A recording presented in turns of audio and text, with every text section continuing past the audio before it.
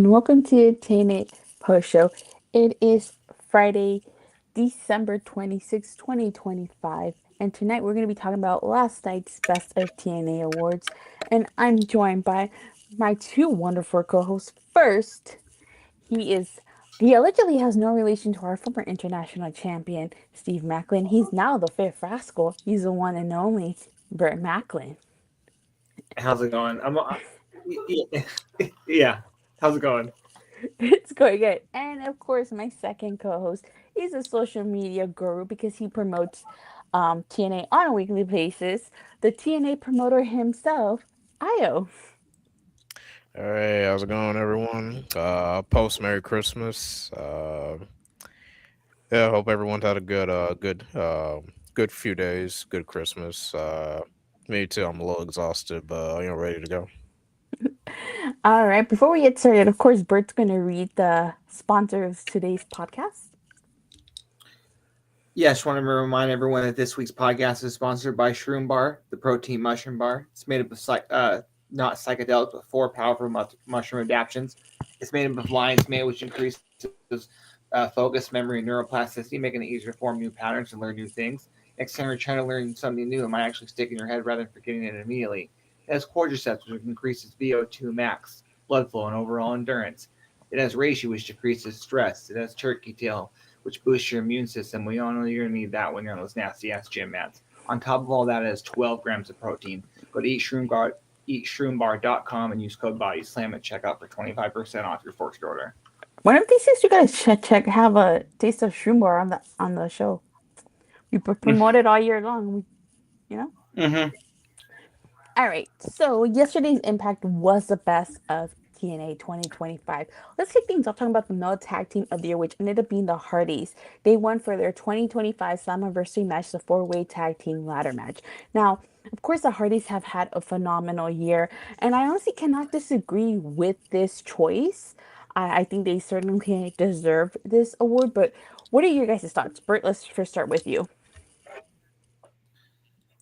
Well, congratulations, obviously, are in order. The Hardys, well deserved. I think if you watch the crowd, that's kind of what all it ties into all my answers. Like in a way, like first off, I just want to say it's kind of funny how Matt has kind of been the one stirring up like the argument of match quality and storytelling over 5-star ratings, and I think it's funny that I believe PWI awarded them as the tag team of the year, and now TNA. And I just think it's funny, and I mentioned it last week.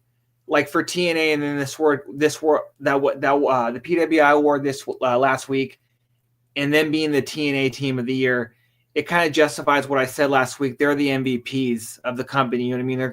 They're the rock stars. Like you could say they really are the ones putting butts in seats right now, or at least like a big part of that. So like this was well deserved. I think everyone saw this coming. I don't think it's a bad thing.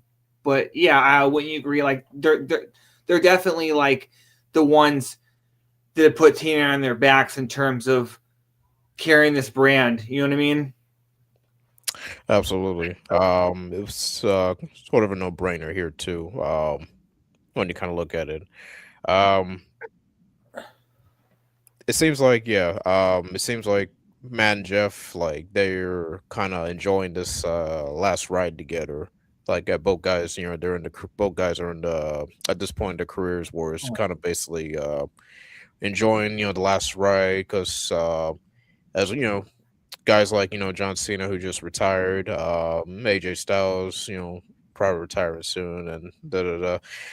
So like, whereas like with the Hardys, they want to.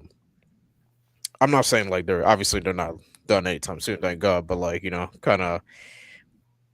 I mentioned like they're like rock stars for a reason, like they know their works, they know what they bring, and like you can see when the music hits and the crowd erupts. So like for that to like kind of for them to kind of like bring that all into TNA and leading up to TNA, gaining huge success out of it to where they're like the stars of the upcoming AMC debut.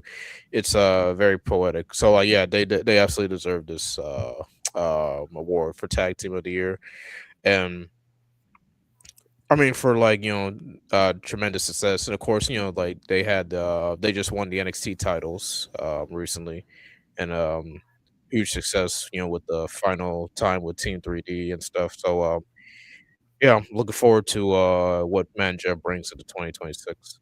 Uh, definitely huge. It also puts huge pressure, for anyone who even tries to kind of dethrone them or even step up to them. I have to agree with you, Io. I think that the Hardys winning tag team of the year will only solidify the team that beats them. I'm still hoping it's the Great Hands. But I'm looking forward to what 2026 brings for the Hardys and, of course, the tag team division in TNA. All right. So next we got crossover moment of the year, which was Joe Henry versus Randy Orton at WrestleMania. Now, first off, I just want to say that it was very unfortunate that KO got injured because this was originally supposed to be Randy Orton versus Kevin Owens. And if it wasn't for that injury, this moment would have never happened. So, with all due respect to Kevin Owens, it sucks that he got hurt and he had to miss WrestleMania, but at the same time, it gave Joe Henry a big moment. And I feel like this was such a huge moment, not only for Joe Henry, but for TNA as a whole. I wish the match would have been better, but this was a great moment for Joe Henry. And I have to say, this is his, I guess, for him being crossover moment of the year, this is his final word with TNA because, as we all know, he is now signed with WWE. So I think overall, it was a great year for Joe Henry as well. Io, so what do you have to say about this? Do you agree, or have another moment that could have been on here? What are your thoughts?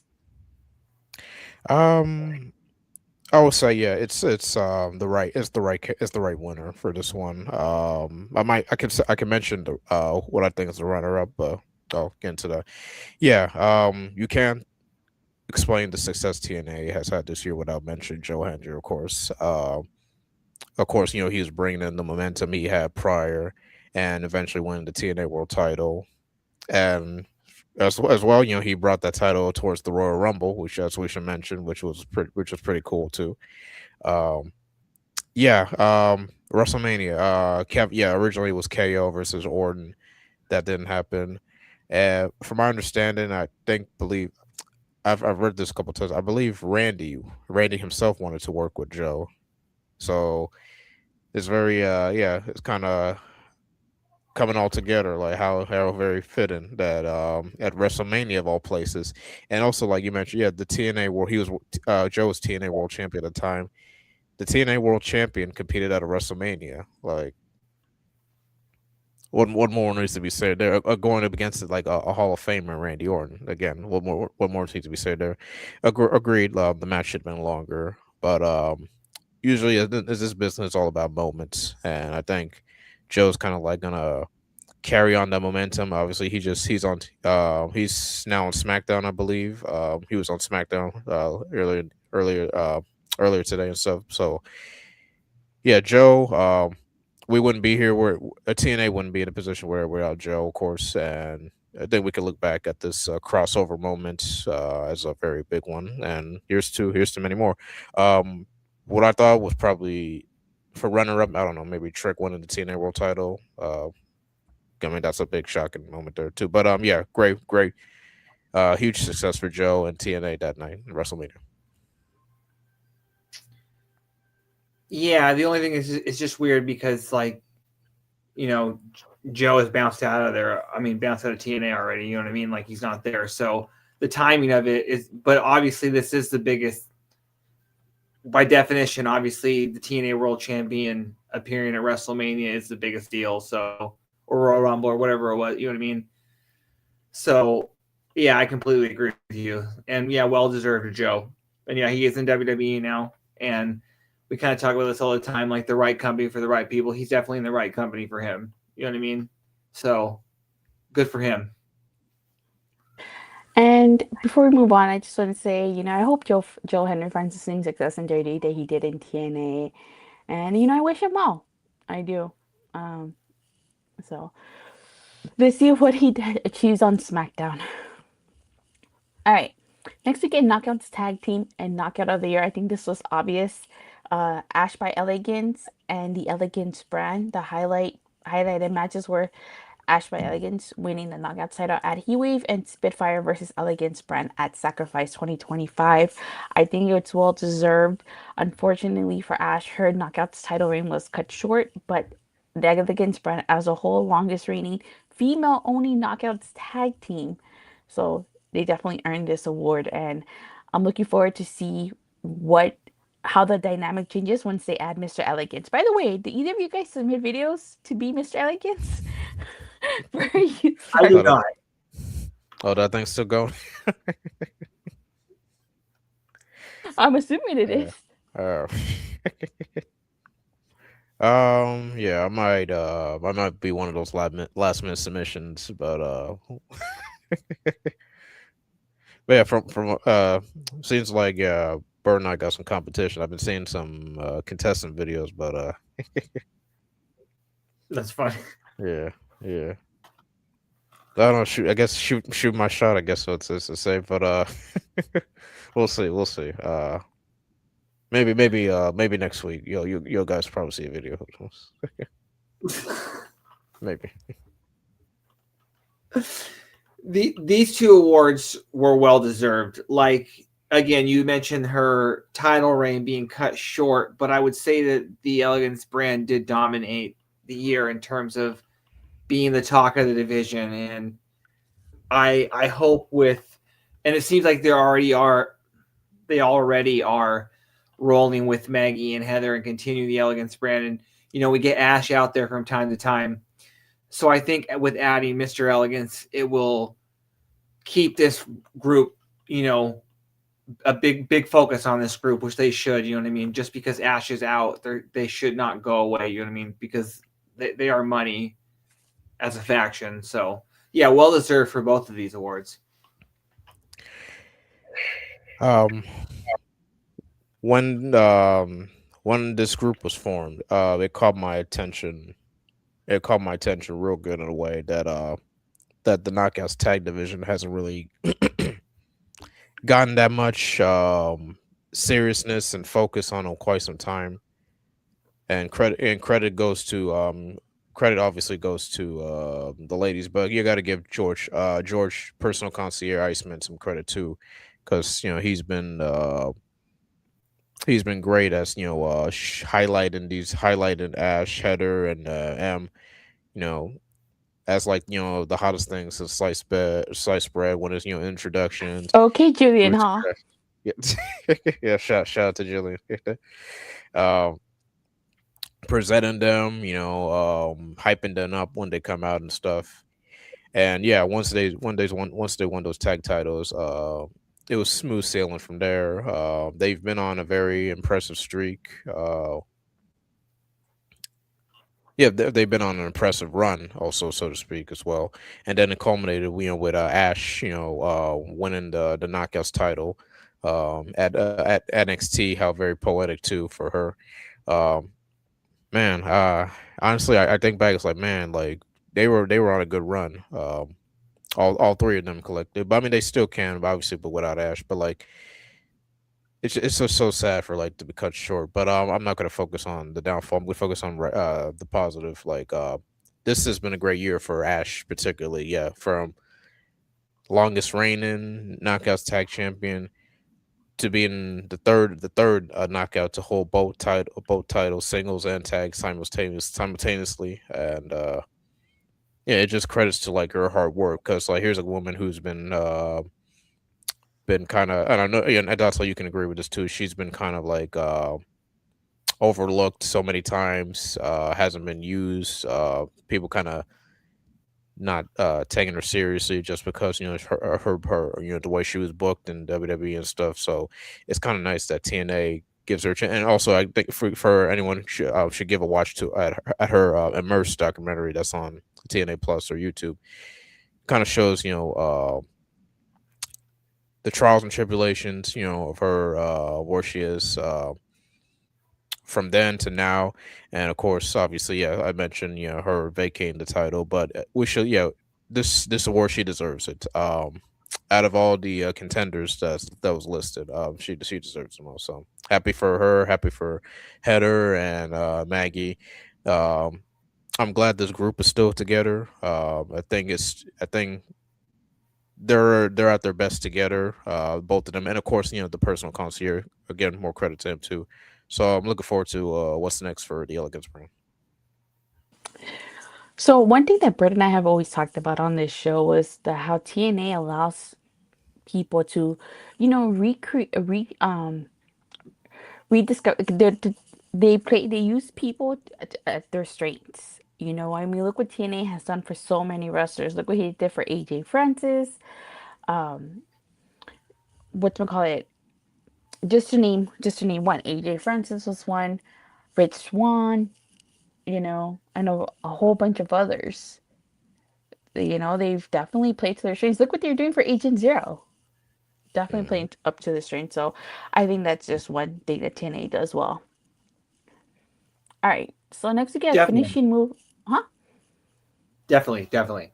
Oh. Next we get finishing move of the year and exhibition star of the year. To no one's surprise, this award went to Leon Slater, who made history this year by becoming the youngest X Division champion. Of course, the match they highlighted was the match where he won the X Division title. It was the X Division title match, Moose versus Leon Slater at Summerversary 2025.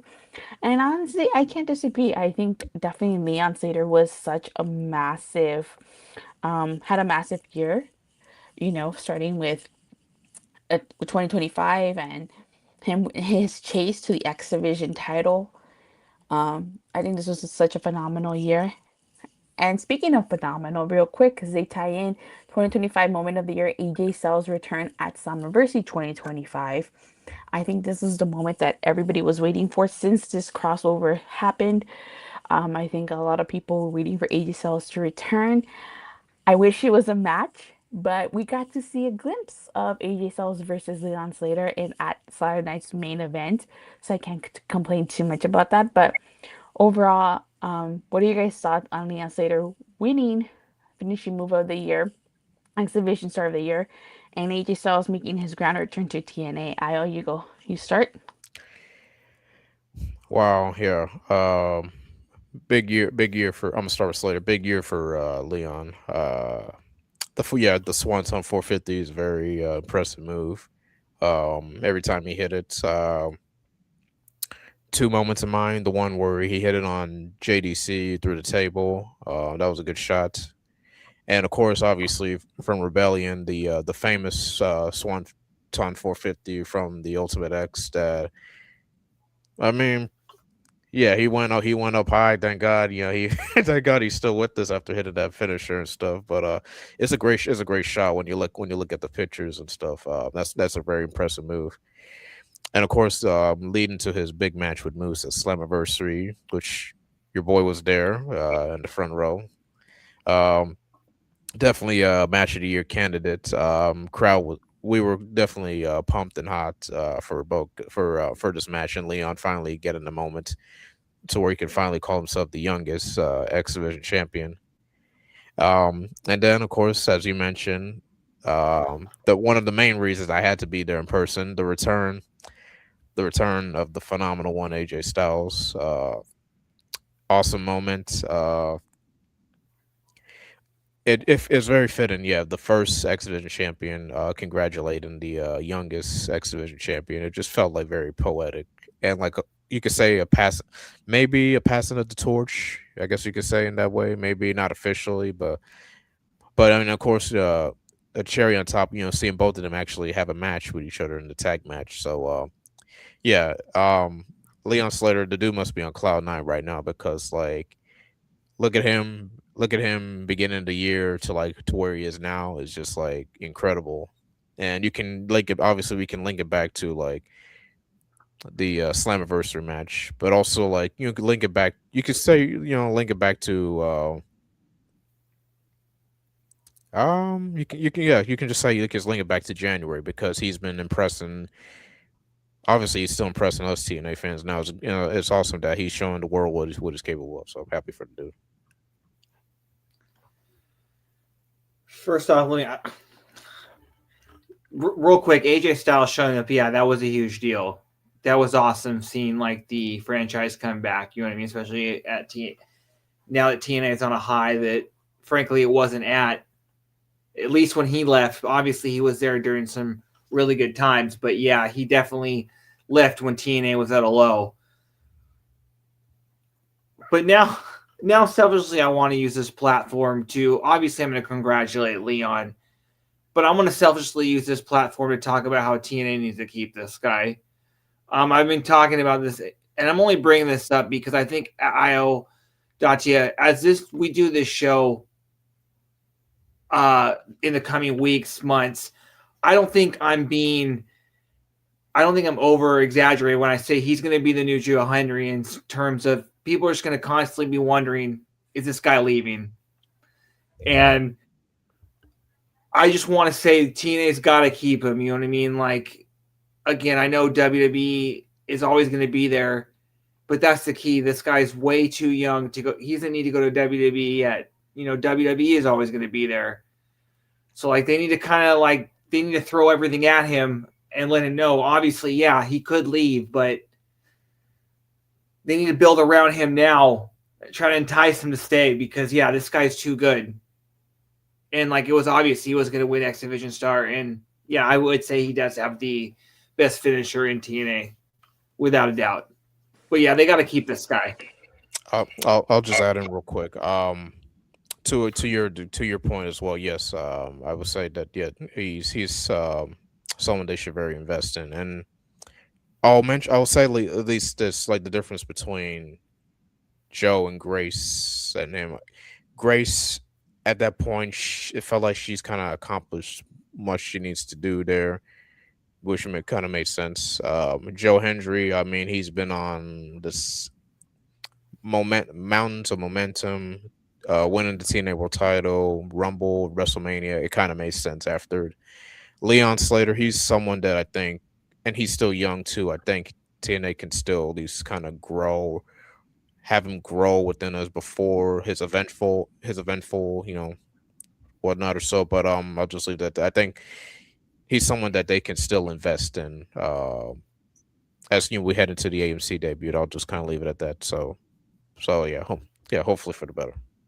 Real quick before, because I want it real quick, Doctor. I definitely want to hear what you have to say. But it, like you said, absolutely. Like Jordan Gray shooted everything, and then in terms of guys like Joe, I'll even add the machine guns. It's like, what else are they going to do in terms of like they're like looking for that like I would say last big payday. And then in terms of Joe, it's like he's been grinding for a long time. You know what I mean? He did all he can on the smaller stages. It's time for him to, you know, get that one chance on the big stage. That's really, but in terms of Leon, I'm saying he's like 21, 22. He's got time. But sorry, Dante. Well, I definitely want to hear you have to say, Dante. No, I was just gonna say I agree with you guys. I mean, Jordan Grace, she did everything. What was there left for her to do? Except, actually, except break Taya Valkyrie's record. That's one record that hasn't been broken yet. As far as Joe Henry, like you said, bro, he's been grinding for a long, long time. Again, thanks to AJ Francis for helping him go viral, but also credit to Joe Henry's own. What? It's true though. What's to say Joe You're Henry? right. It's so true. What's to say Joe Henry doesn't view it first class? He doesn't go viral because I mean, when he did that song on Matt Cardona, that didn't go viral, and Dancing Moves didn't go viral either. But yet, Yeah, the song on AJ Francis did. yeah. But anywho, yeah, I think Joe Henry and Jordan Grace's situations were different than Leon Slater. I definitely think TNA should keep Leon Slater. He's really, really young and could potentially be, a big star in TNA before he decides to go to WWE. Joseph says, I was just going to ask the panel, do they think that WWE will try to get Leon to cross over full time the first chance they get? Not at this moment. Considering AJ is a main roster superstar, I figured it would be hard to get him in a match. It would be cool if he worked TNA's first episode on AMC. It would be. And I think chances are good that he will be the first TNA star to bring over the NXT championship to TNA, considering the wheels are in motion to put Oba on the main roster. I don't know. I think Leon Slater Mhm. probably might bring an NXT title over, but I don't know if it'll be the world title. And when the original Ring of Honor shut down, most of those players ended up in Ring of Honor. When Tony Khan bought it, Joe gambled by going to TNA, and it worked. Yeah, it worked. It paid off. All right. So next we get match of the year. It's Mustafa Ali versus Mike Santana at Rebellion 2025. Bert, you and I were there live for this match, and this match was great. I really, really enjoyed this match. But I'm so glad this honestly there were so many good matches. It was pretty hard to pick a match of the year, but I'm going to be biased, and because I saw this match live, I definitely would have been my vote for a match of the year. What about you, Bert? I personally would have went with that 8-man match, Rascals versus Order 4, just because that was probably one of the best matches I've seen in a while. I just think that match was so wild, and like there was just so many spots that like were out of nowhere, but like were things I haven't seen before. Yes, that match was good, and yes, I was there. And like, a common thread is Mustafa Ali, who's on a tear right now. But yeah, no, this match well deserved. You know what I mean? I think that feud gonna would is gonna continue soon. Again, especially if one of those guys gets back to the title. But yeah, well deserved. Well deserved. Yeah, I'm glad you guys were able to witness this, you know, and being there in LA. Shout out to all the other candidate matches. Just, just want to give them a shout out. But this match, this was very good. Yeah, they faced each other a month or two prior in Sacrifice, and I thought that was good. But this one was way better. Of course, they wrestled all over the Galen Center. Had a lot of cool spots. I remember when Ali went for a suicide dive, he landed his face handed into the steel steps. Um, the Gray Hands getting involved, Tasha getting involved. All those great spots. You know, Tasha going through the table, the barbed wires.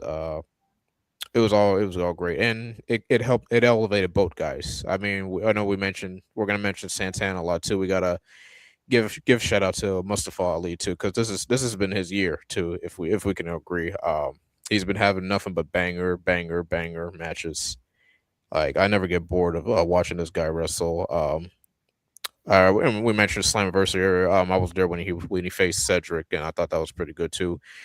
But yeah, this shows that these whenever these two go face to face, there's just chemistry and magic, and I'm already looking forward to like the next time they score off, and I think I got a good feeling they might score off again once more, hopefully next year.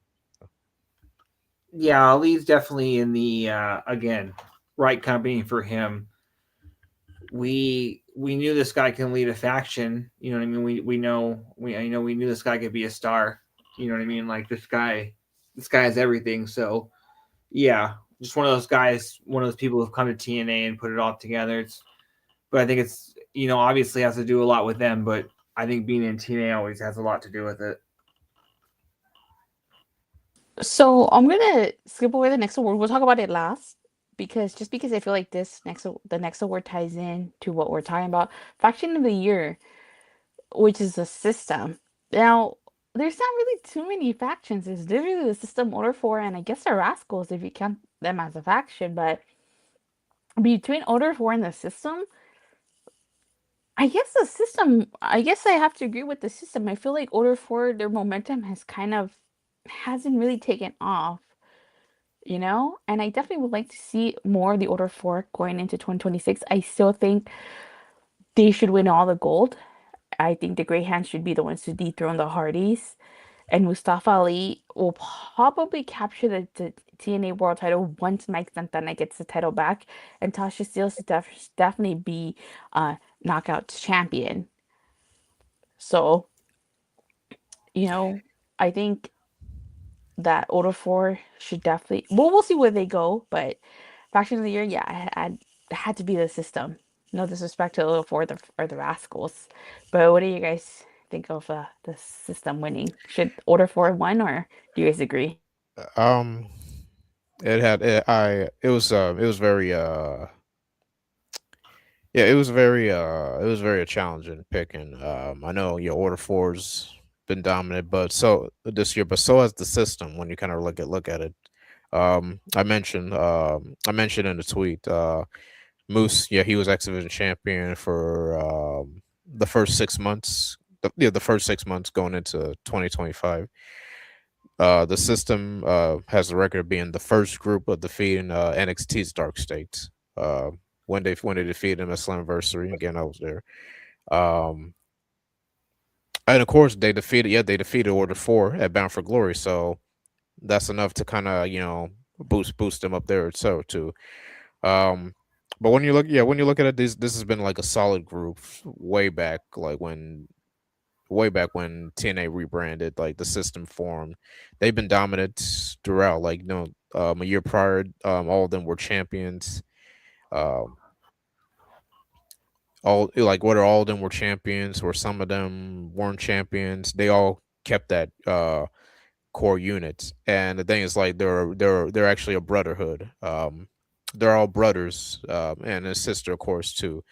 Uh, it's actually real. It's like yeah, it's actually real between all five of them. So and you can tell like when JDC announced that he's retiring, it kind of it kind of really set in motion of how far this group's gone along, and then to the point where he wants Eddie to be his final opponent too. So yeah, again, it was a very challenging pick. I think yeah, other candidates too, they deserve this award. I'll just give them a shout out real quick. The Elegance brand, obviously, yeah, of course, the Elegance brand. They were a candidate too for this one too.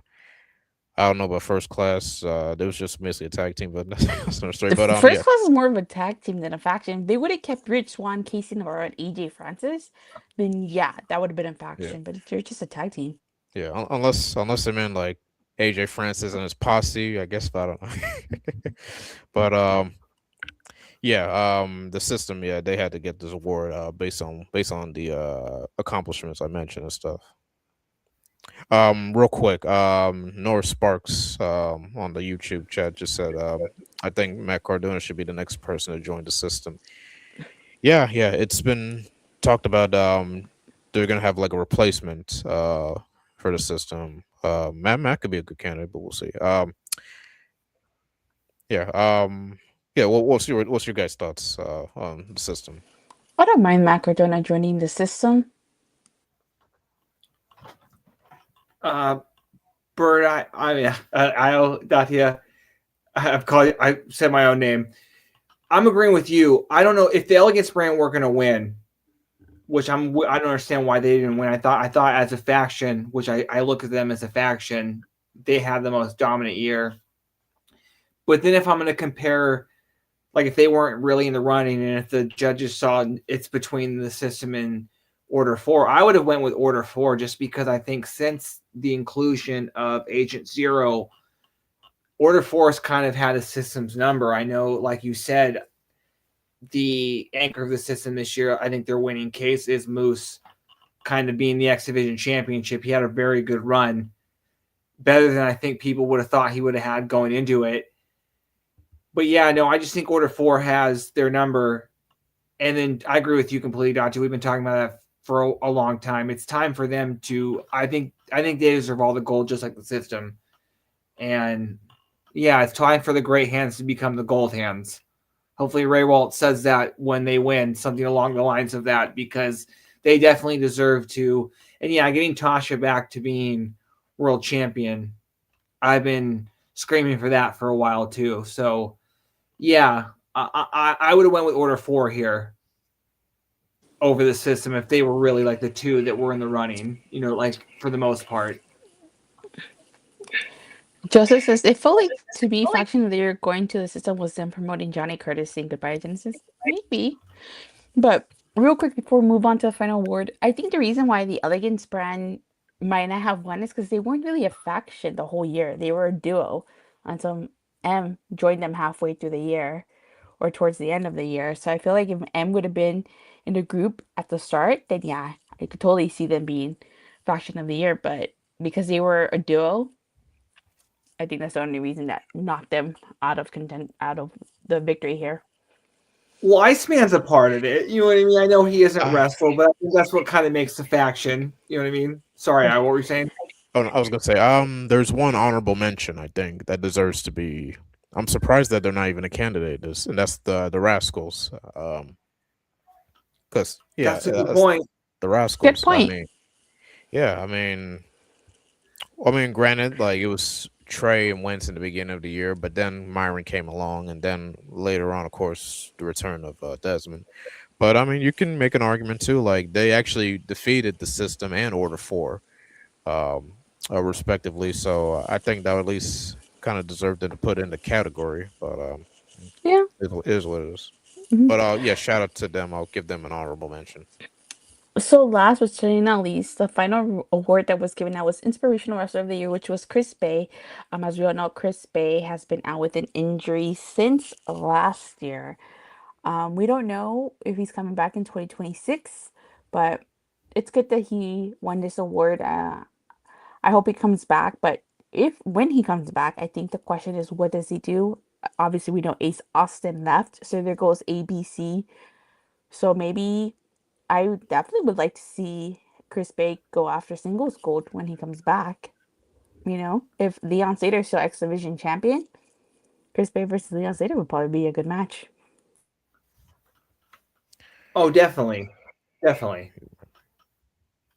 And like, yeah, like obviously we can just for one, this well, obviously he deserves this award and his story.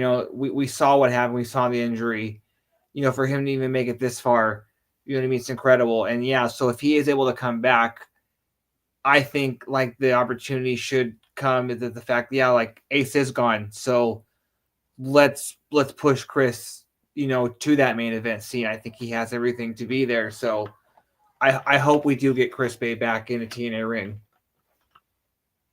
Yeah, I hope so too. I what are your thoughts?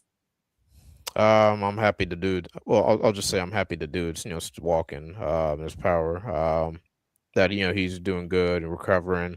When he showed that video of him walking, I thought I almost cried for a bit because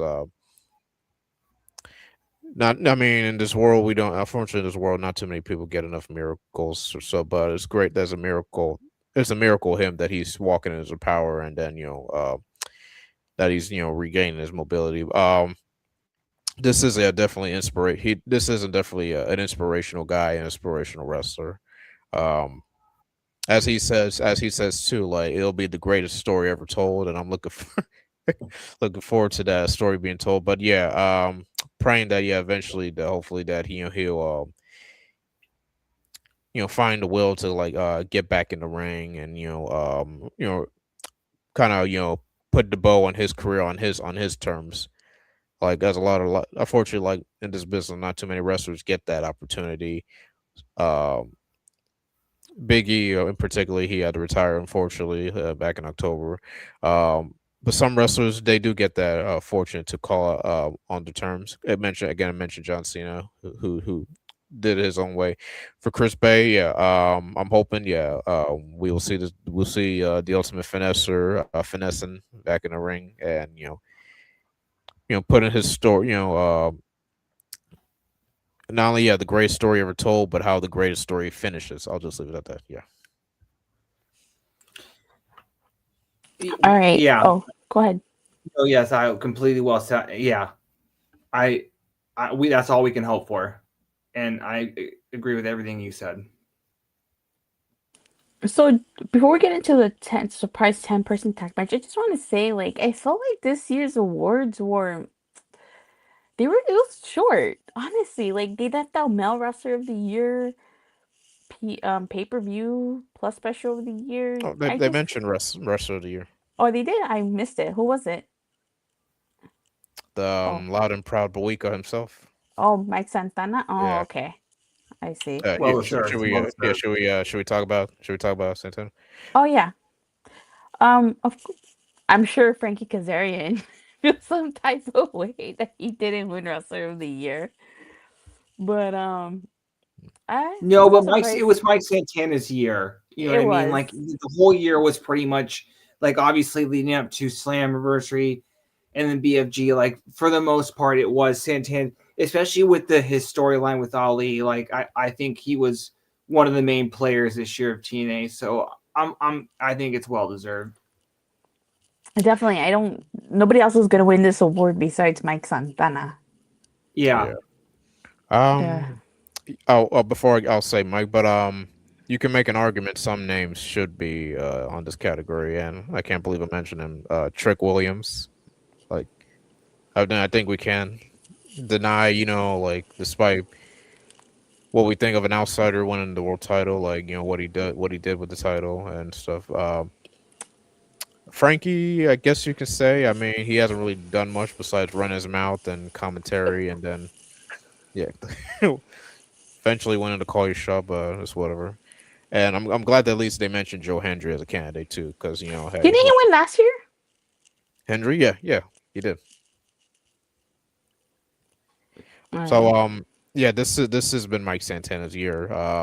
Despite the ups and downs, he's carried this company, he's carried this brand. He too has a great story that they showed on YouTube or TNA Plus if anyone wants to watch it. Um, he's the standard. There's a reason why he defeated Josh Alexander, and Josh dubbed him as the new standard of TNA because he's someone that you want to he's someone that you want on the foxhole with him and to be on have him on your side, rally the troops, because he's not only a great performer, he's a great person, and yeah, definitely deserves this award, and looking forward to what 2026 bring for Mike Santana. True. I was there at Slammiversary when his entrance, and it was very loud and very eruptness. Like they wanted him to win a Slammiversary that night. Yeah. So yeah, Joseph says in the past years you put time and energy and made it 2 weeks. That is true. This year it felt like they rushed it because we have to have a show next week, including Castlefany versus Barrett Bronson. Duh, when Santana didn't win at Summerversary, there was backlash. Then when he won at BFG, when then they went dark for a month, and then the way he lost, all the hell broke loose. So this guy was Superstar of the Year. That is true. That is true. Like I said, like these awards, it just felt like they condensed a lot of the awards and just made like a week. Because I honestly thought we were gonna get two best of TNA. I was surprised when they got one. I think because we're kind of speeding things up. The AMC debut is coming up soon, and I mean, I'm not really complaining. I mean, next week's a regular episode, No, so I mean I'm not. I mean, yeah, like I'm glad. I'm glad that like we're getting a match next week. I'm just surprised that they didn't do 2 weeks best uh, because they usually do. real quick before we get into the match, there's one award that I know that we kind of, well, at least not us. Some people like to make poke fun around. It's the one to watch in 2026 award. That's kind of been a cursed award, obviously for notable reasons. But I'll bring the question to you guys. Out of the who's one person on the roster that folks should take a look at heading into 2026? Casey Navarro. Now that Freak's out of first class, I definitely would like to see Casey Navarro ascend into singles titles. I definitely could see him be X Division champion when he comes back, but not before he gets his revenge on AJ Francis. Bert? I'm gonna go with the winner of that 10-man match, Mara Sade. I think that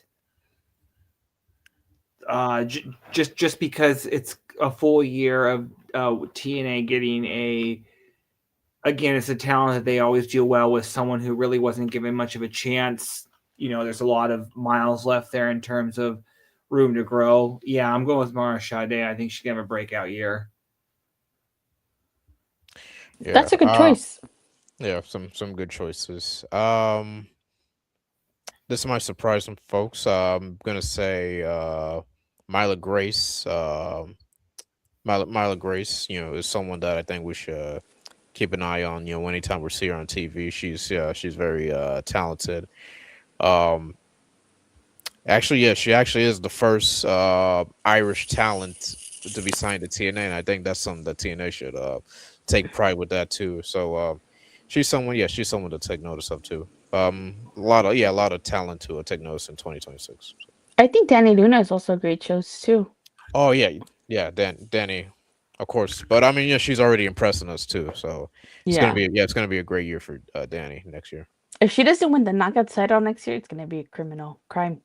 It's gonna be crime that if she doesn't win the knockout title next year. All I right. think So, uh-huh. I think she does. I think that will be one of the bigger stories in the year, like her, culminating with her winning the title at some point. Yeah, And yeah, because yeah, I think she kind of already broke out this year, and I think it's really going to be her year next year. yeah. Mhm. Oh, definitely. So we had some segments. We had Myra Sade being captain of her team, choosing for president to determine her team, and Ryan Nesmith was also captain of his team. He chose for president of his team. Hello everybody. Awesome. Yeah, I'm back for today. Hope everybody had a Merry Christmas and a Happy New Year. Thank you. Um, Thank you. so we had a surprise 10-person tag match. It's Team Ryan, which was Ryan Emmett, Mance Warner, Rosemary, Jake Something, and Jesse McKay versus Team Mara Sade, Des, BDE, Eric Young, and Cassie Lee. So it was interesting to see the inspiration on different sides here. Of course, they had little antics going during this match, but I honestly think this is all building to a match between Mara Sade and Ryan Nesmith, maybe at Genesis. But you know what? I'm digging their feud. I really am, and I'm definitely looking forward to a match between them. But what are your guys' thoughts on this match? I thought this was. Oh, sorry. You go first, Oh no, Al. no, you go. Okay. I thought this match was fun. And real quick on Ryan Nemeth again.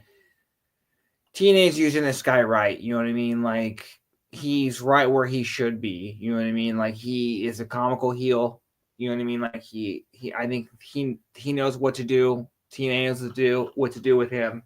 Yeah, I would hope that it's building towards him versus Mara, just because obviously if we're all paying attention, so you would think that's where it is going. She has kind of interfered and super kicked him quite a few times now, and obviously that's what happened in this match. That's how the finish happened. But yeah, dude, this was a good match. BD continues to impress me. You know what I mean? Like he seems like a guy who really, like wants to be there, and he's gonna bring those different eyes. So I'm not gonna complain about that. I thought he really showed out. I thought it was funny during the entrances. What was Wes carrying? You know what I mean? In that present, dude, he looked like he was struggling. You know what I mean? He looked like a mini fridge or something. You know what I mean? When he came out there, I don't know. like, yeah, didn't they? Didn't they say on commentary? Is that a puppy? yeah, that's what they said. I thought someone was gonna pop out of there. You know what I mean? But Yeah, yeah, like this was a fun match. Like for what it was. You know what I mean? And like again, it's just a little bonus match. And just circling back real quick, I like how we're not getting two basically filler shows, because I feel like last year they would have divided the awards into two shows. This week we're getting a full show to end the year. We're getting two shows, including that live one on AMC debut before Genesis. You know what I mean? Like this is good. And so yeah, this was fine. This was fun. I'm not gonna complain. If I yeah. did have, oh sorry, if I Oh no, did have one little complaint, one little tidbit is for this being, well, I know it wasn't technically a gimmick match, but I really would have liked for them to use the presence a little bit more in this match, if you ask me. But that's just me. But aside from that, like you said, Bert, this was a really fun match. Go ahead, Io. yeah, the presents. I was wondering, like, were they gonna open it? But I guess they just brought Yeah, him down. Yeah, guess basically for show and tell or whatnot. But yeah. yeah. To agree with Brother Ryan Nemeth. Honestly, in the beginning, I was kind of a little anxious. I was a little. I wasn't really feeling him, like bringing him, putting him on TV and stuff. I mean, I get it. He's Nick's brother and da da da. But of course, I guess eventually there's some talent that just kind of wins you over from an entertainment standpoint. And he's one of them. And dude, why you still have the turkey suit on? I mean, you do know Thanksgiving's over, right? I'm just kidding. Yeah, Yeah. Yeah. It seems like they are building up an intergender feud between him and Mara. Hopefully it's quick. I think we're kind of been teasing it too long. Mara's been getting the upper hand with the super kicks and stuff. But yeah, this was a very random random nice, person tag match. The inspiration on opposing sides, well, that didn't really last long, obviously based on their antics. But yeah, it seemed was like everyone was having a good time, a lot of good showcasing and stuff. EY going into business for himself, to the point where his own partner super kicked him. Um, I like Mara getting the pin there, and our buddy Noah Sparks mentioned in the chat. He says, "I don't think Booking knows what to do with Mara." Well, fair, but like she's still getting shown on TV, so it's just I think she might not be feuding with any knockouts at the moment, but at least like they kind of at least I think they kind of at least have something with her, or at least they know how they have something with her. That's why she's still getting showcased, and she's being feuding with in an intergender stuff. So we'll just have to wait and see. But yeah, this was I'll just bring up Joseph's comment real quick if you don't mind. She said yeah. they didn't know what to do with this 10 person. It felt like the writing team really pulled out names of a hat. This match was weird at times. Cassie and Jesse wouldn't fight with each other. I mean, it was basically an entertaining match, but at least, yeah, at least we're getting some different people like kind of working and stuff. But yeah, And my main thing was out of, yeah, sorry, my main thing was out of, yeah, Mara getting the pin, and yeah, basically that. real quick, and to your point, Al, I'm going to disagree with Nor. Yeah, but they may not know what to do with her in terms of having her in a main event feud. But I don't think she would complain in terms of like she's getting big spots. Like, didn't she team with the Hardys a couple months ago? She did. Like She paid that's homage to huge. Lita. That's like huge. You know what I mean? Like that these are she's getting big spots. You know what I mean? So like I would disagree with that in terms of like yeah, just because that just almost places a theory that like unless you're going after a title, nothing else matters. You know what I mean? Like And right, she's and also sorry, right and now. also going into in the beginning of the year, she was basically known as Lash Legend's partner. Like, Exactly. look at her now. Yeah. She actually now has an identity. And Yes. no offense to Jakar Jackson, but like you can see the difference. Like, Yes. yeah. Completely agree with you. You know, Norris, who booking really doesn't know what to do with Jake something. That's someone that booking doesn't know what to do with Mhm. because it seems like he's just there. The fact that he hasn't really won a gold. How long has he been in TNA and hasn't won gold? He's been there for some time. Definitely there during the Impact era, and um, when he was, cousin Jake. And yeah, it's That's who. Cody Deaner won the tag titles multiple times, and Jake. I mean, there's a time we'll talk about Jake, but Yeah, I mean, that's there's gonna who. be a time where we're gonna talk about Jake something, but I don't have to say That's anything. who A- booking really doesn't know what to do with.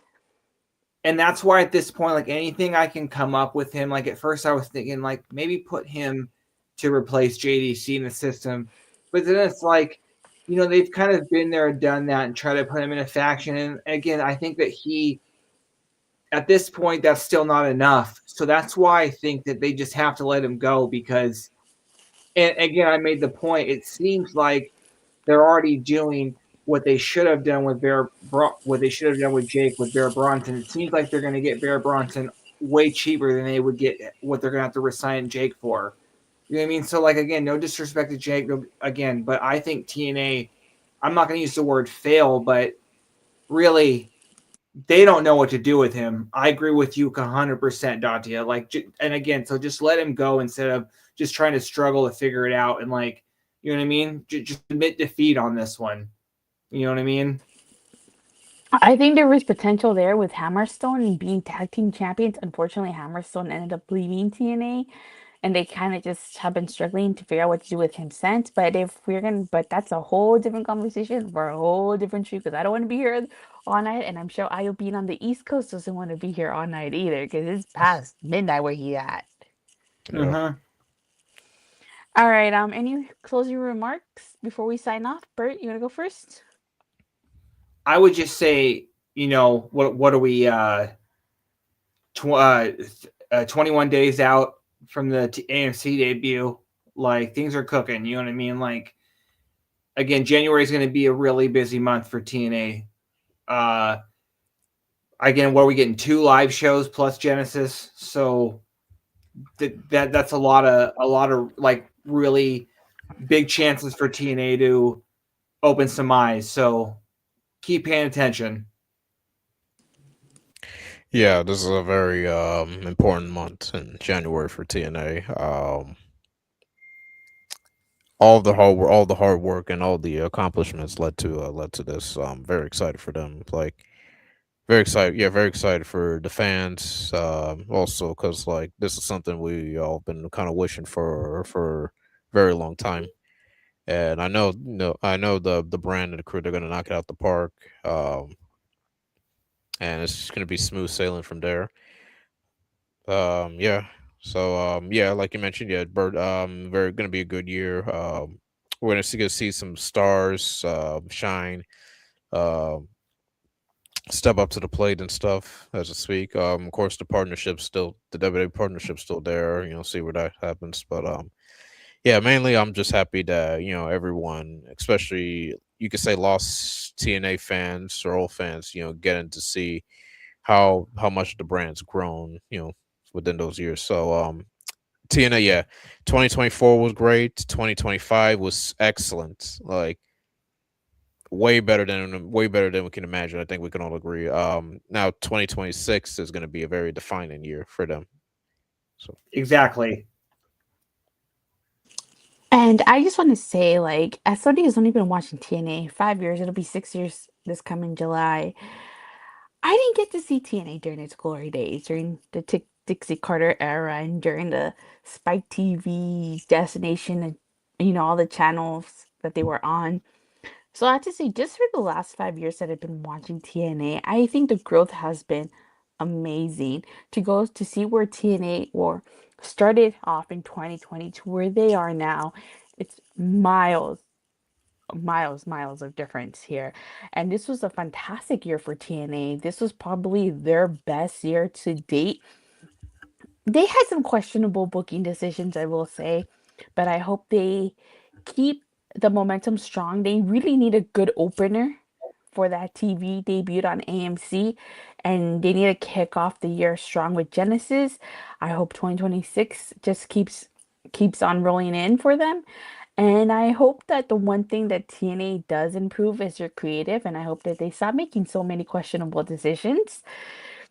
But aside from that, this was such a great year for them. I'm so happy for them, and I cannot wait to see what 2026 brings to table. But with that being said, you guys, thank you guys all so much for watching. Thank you guys for tuning in for this whole year. Thank you to Io who took over for me as I was on hiatus. And you guys, this show would not be possible if it wasn't for all the viewers. So thank you to everybody who watches on all the platforms. Thank you guys so much. This podcast has grown from like the few people who'd watch us to all 233 of you watching on all the platforms. Thank you guys so much for tuning in. I hope to be back in 2026, but if I'm not, I will continue to be on the show. But thank you guys all so much for watching and for the continued support. Please don't forget to like and subscribe. Make sure you hit that bell so you get notified whenever we go live and whenever the rest of Body Slam goes live. And we'll see you guys all in 2026. And may you guys all have a happy new year. Bye. happy New Year, guys. Happy New Year's.